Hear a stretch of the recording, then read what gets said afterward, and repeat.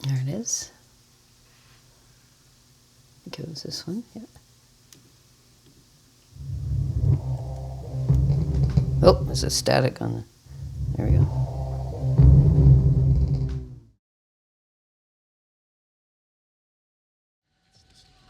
I am at the mouth standing on the knife's edge, scratching lines in the dirt, scratching, itchy, itchy, itchy, scratch, scratch, scratch, scratch, scratchy, scratch, scratch, itchy, itchy, itchy, itchy, scratching lines. I am at the mouth standing on the knife's edge, scratch, scratch, scratch, scratch, scratch, scratching lines in the dirt, scratching,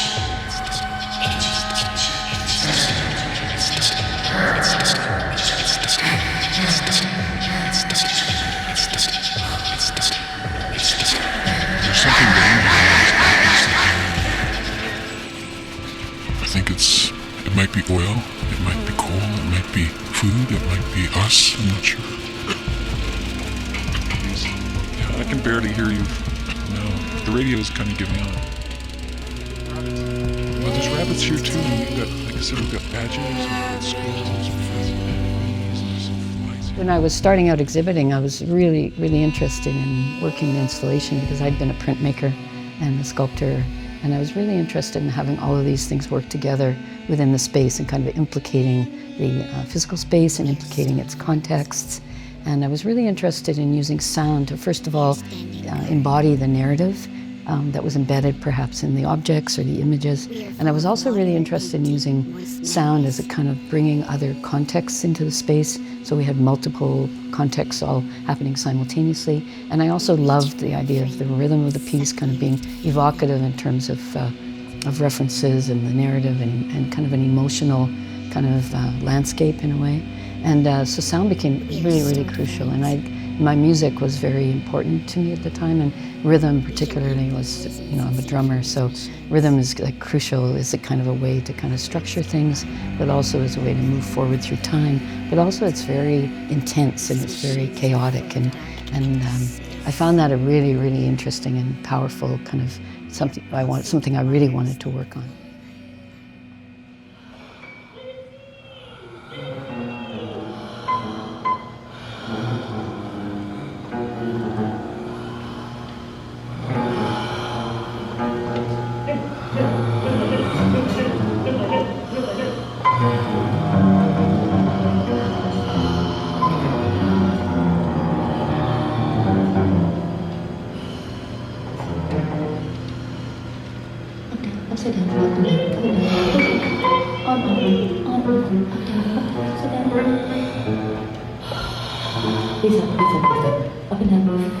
So bringing all those things together, the objects, the sound, the kinetics, the images perhaps, and the performance, bringing all those together was a way to kind of decipher the narrative and to use my place in the performance and in the space as a way to be a conduit between the audience and myself and the narrative or the objects and the sound.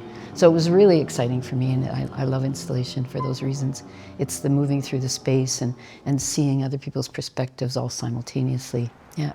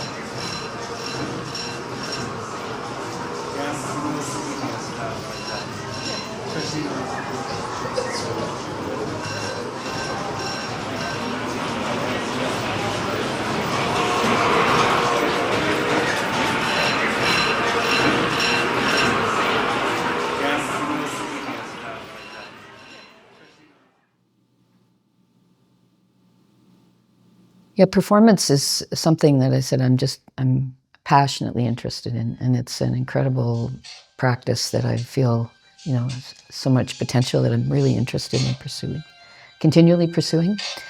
With Take It to the Teeth, Cheryl Arundel and I performed for 45 days for about an hour a day, and our task was to take a piece of the wall, eat it away, reveal the speakers that were hidden behind it, let the audience hear the sound that was slowly being mixed together as we tore the walls down. And then we would carry it through the body that was set up in the installation, the kind of reference to the body. And we would then go back to these I call them a dislocated jaw. They were these giant teeth, and each of us had a jaw that we sat in and we chewed and spit all the pieces out until we devoured this body of the building. And people came in and they had a very strong reaction to it, so we had a very intense experience with that performance. But it was powerful to be there with Cheryl and to have the opportunity to say, what our relationship to the body and memory for women that have been through trauma. Well, one of the most influential things in my practice is when I was young, I was able to work with community radio, and it was an amazing experience because so many incredible people showed me how to use audio gear and taught me how to kind of negotiate the radio station. And also, experiences I had there and the people that I met, they really were amazing, and they really kind of accentuated the kind of belief that everyone's voice is important, and it's really important to hear from everybody. And also when I played in punk bands when I was young, the idea of coming together and doing what you wanted to do to respond to your world and to be activists, to speak what needed to be spoken. And everybody had such an incredible energy and sense of community, and both in radio and in music. And so I feel, very, very lucky and privileged to have worked with so many amazing musicians and people in radio. And those two things were very influential to me in teaching me many, many lessons and giving me a lot of support in finding my own voice. And it was really, I really, really love and respect and gratitude to all those amazing people. And through my practice, I've had the opportunity to continue to play in bands like the Permuters, Demi-Monde, Maud d'Emploi, Port Authority, Stevie Panther. Yeah, and it's been incredible. Having the opportunity to play music and playing drums, learning through the bands. Like, it was self-taught by just, playing with other people and their support, and incredible. And also taught me again how to speak, through the music as a way to respond to the world around me, and to have concerns and to voice them and to not be complicit. And yeah, so amazing experiences, amazing people.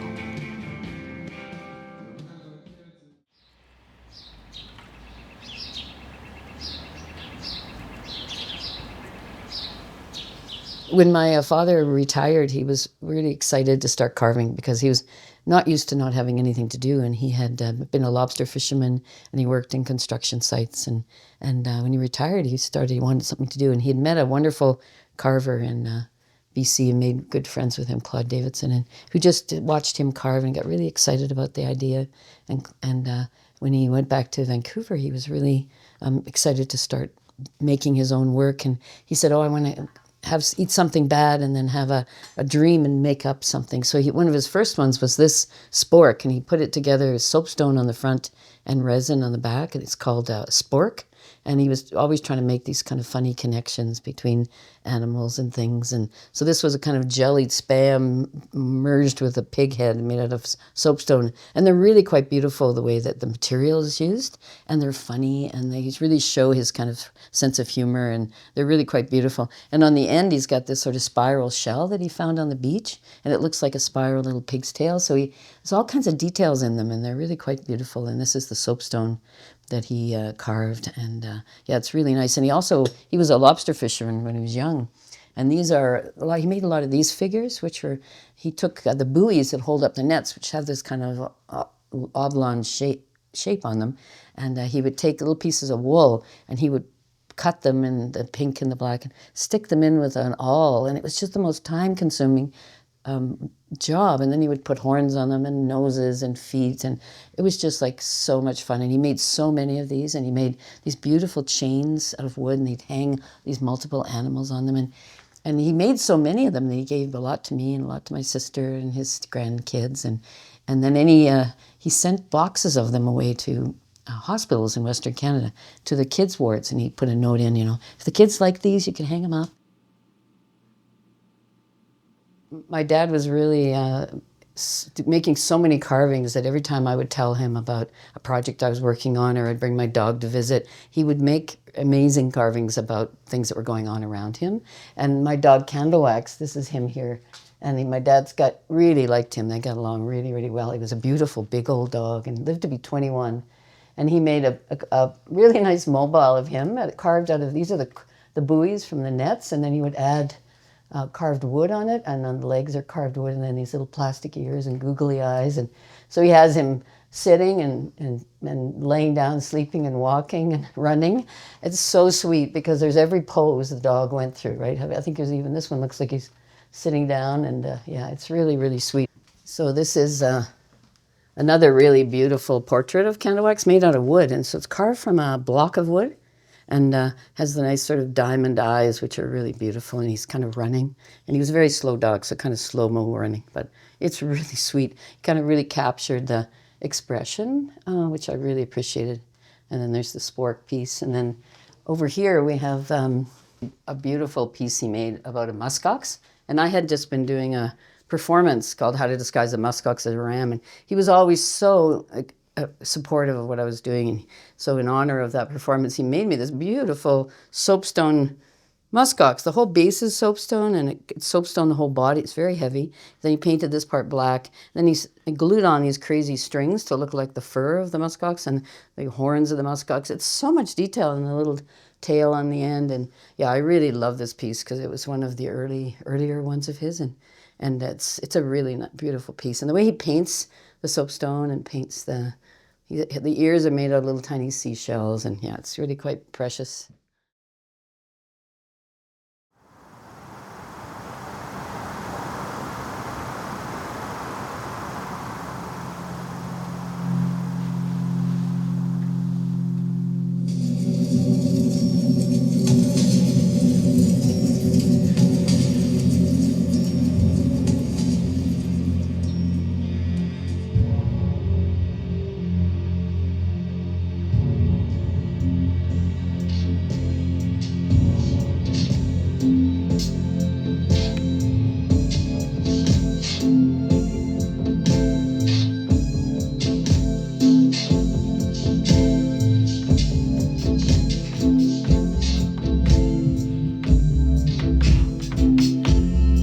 But what I'm interested in is, I'm not in a band right now, and I'm really interested in doing more live performance.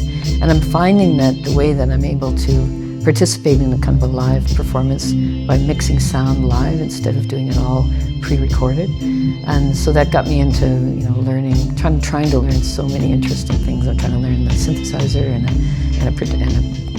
percussion pads and samplers, and I'm really interested in trying to do more of what I've done in the past as live mixes.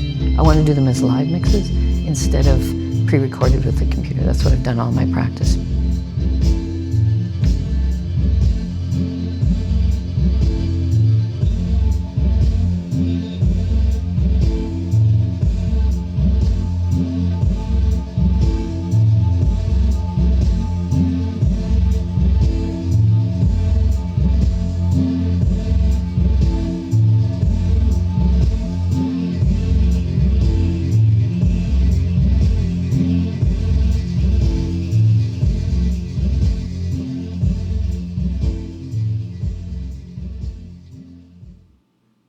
Yeah, there was a piece that I did called H, which was, I worked on with Struts Artist Run Center in Sackville, New Brunswick. It was part of New Media Festival there. And it was a wonderful experience because I worked very closely with a squirrel named Darren. And what we did is we opened up a cell phone hospital. And what I was really interested in was looking at our relationship to the cell phones in terms of, when there's a new feature comes out or something, we kind of are looking for, kind of qualities and things that can make our lives easier and make things, quality-wise better, technological relationships better. And what I really wanted to do was just to imagine a time when myself, I'm implicated in all of this, of course, but thinking about, if my desire to have a new phone was tempered by the fact that I sent my cell phone to this cell phone hospital, and it came back with an amazing experience working with this beautiful squirrel that was running this hospital. And so it became more valuable because of its experience. And thinking about cell phones that accompany us and participate in all of our lives, and that experience they have with us makes them as valuable as the better lens or the better, So I was really interested in just thinking about that and trying to enact that. So we invited people to bring cell phones that they, again, were thinking of upgrading, or old ones that they weren't using, bring them to the hospital and leave them in the hospital with Darren. And Darren would greet the people. He sometimes would go and get the phones from people. He spoke no English, but he was very good with the gestures. And he would take the cell phone into the hospital, and people could come in, and they were welcome to come back and visit their phones as well. So Darren would put them to bed and give them water and pine cones and make them comfortable and charge them right away, see how they're doing. And we were open for 2 weeks, and a lot of phones came, and we only had one death. And but the experience was amazing for me, because the kind of people began to come back and visit their phones. And we thought a lot of people said, oh, it's just a way to recycle the phone, really, to give it to an artist. But what happened was a lot of people came back and visited their phones and kind of just watched Darren and spoke to each other and had great conversations about this concept. And then at the end, many people took their phones home because they had been through this performance. And it was really an amazing experience, and watching people interact with the squirrel that was running the hospital, and the conversations. And I think with a lot of my work, it's those conversations through the performance that are really, really important.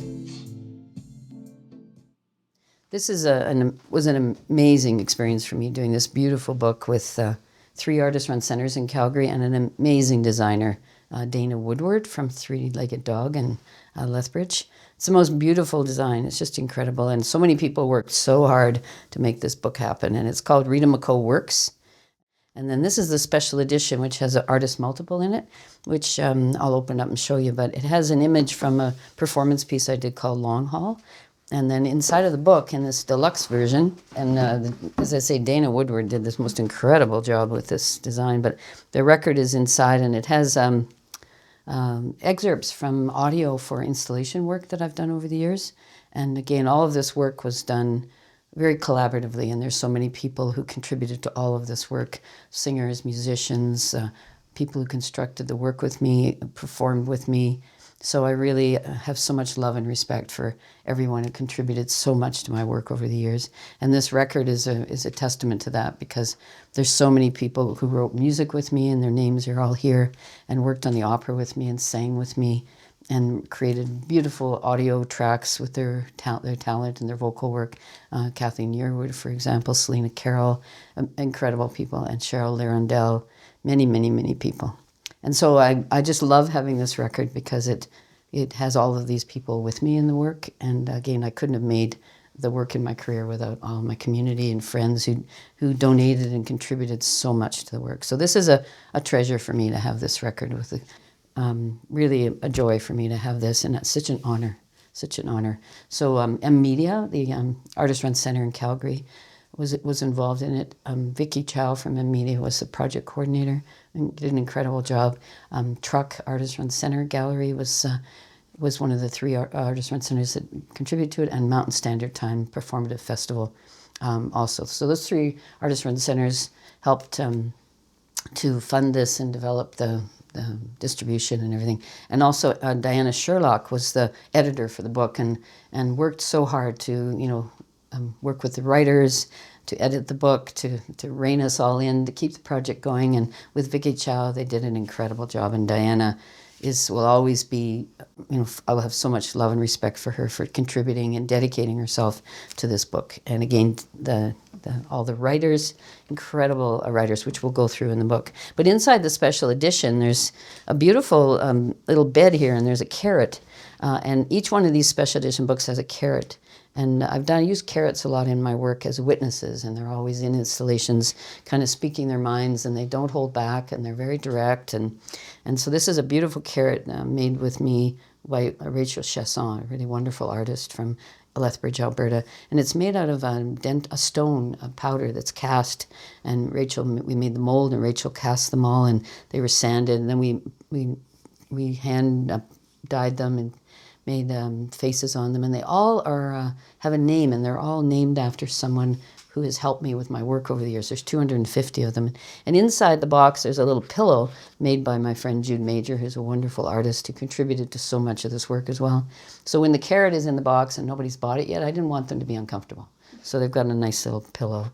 And then under them is the nail that you put in to put them in the wall. So in the back, there's a little aluminum channel, and the nail goes directly in there at the right angle. You nail it into the wall, and then you hang the carrot. And they're meant to kind of live with you, and they have a speech bubble that goes with them. So they live in the box until they're purchased. And then the book itself, and again, Dana Woodward did an incredible job.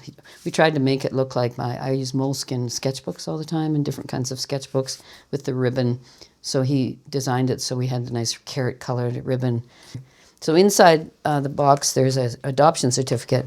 So once you have this box, you take the carrot home and you put it up on your wall somewhere, and you have the adoption certificate. And each one is named, and this is they're named after someone who's helped me. This is Jose from Obero Gallery in Montreal, who helped with the install of my exhibition Veins. So every carrot has a different name. It's named after somebody. So this is Jose. And there's instructions here on how to hang it, a little introduction to the carrots. And then it shows you that you take the vinyl, so you hang it on your wall, and then you take the vinyl, and they're saying good grief. So they're always kind of in shock at what's going on in the world and around us. And so you just stick this on the wall above the carrots, so the carrot's always kind of in conversation with you.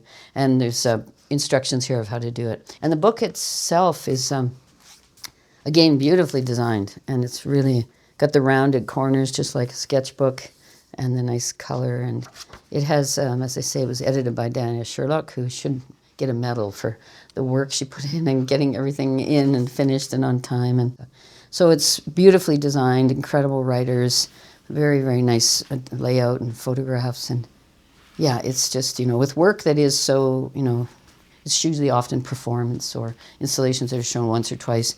It's incredible for me to have this document, kind of referencing the pieces and talking about the context and involving the writers and the performers. And yeah, I feel so honored and lucky.